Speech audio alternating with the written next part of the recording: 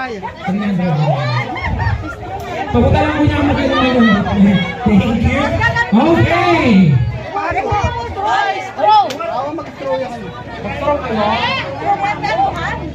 Isipin nyo na po na parang sa laman.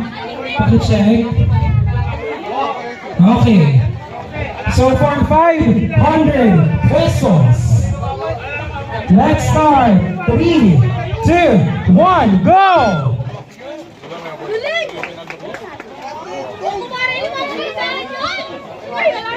Agnaw.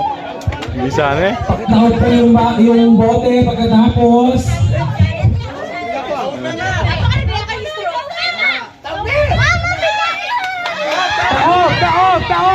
Taog! May laman. Paras lang. Hindi, may laman. Baka lapanay.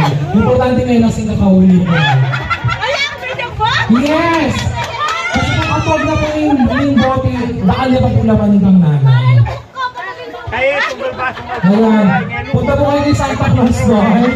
Ayan. Ayan.